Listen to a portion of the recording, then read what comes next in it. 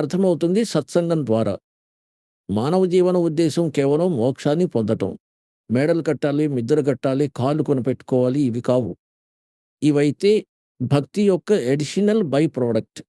ఈ దాసుడు ఏ భక్తిని మీకిస్తున్నాడో పరమాత్మనిచే ఇవ్వబడింది. ఈ సాధనతో మీరు ఏ సుఖాల కోసం ఎలాగైతే జీవితాంతం వెతుకుతారో ప్రాప్తించుకోవటానికి ఏవైతే దొరకవో ఇవి ఈ భక్తి యొక్క బై ప్రొడక్ట్.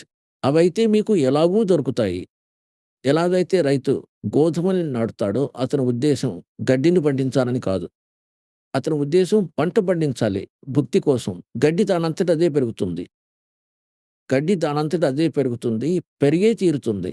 అయితే ఈ దాసుడు మీకు ఏదైతే శాస్త్రానుకూల సాధన చెప్తున్నాడో వాటితో సాంసారిక సుఖాలు వాటంతట అవే ప్రాప్తిస్తాయి. మీరు అడిగినా అడగకున్నా.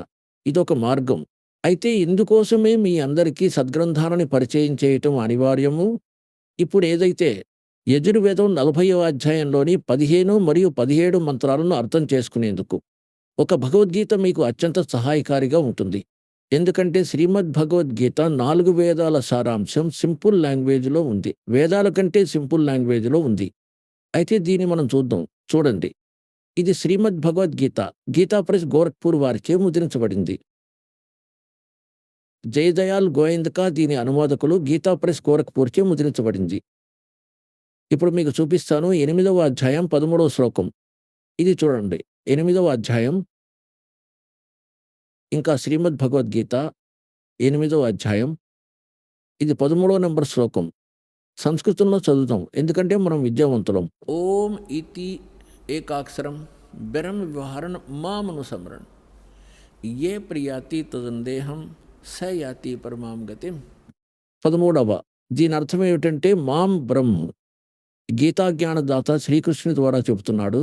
మాం భ్రం నా భ్రంది. ఓం ఇతి ఏకాక్షరం. ఈ ఓం ఒకే అక్షరం, నథింగ్ ఎల్స్.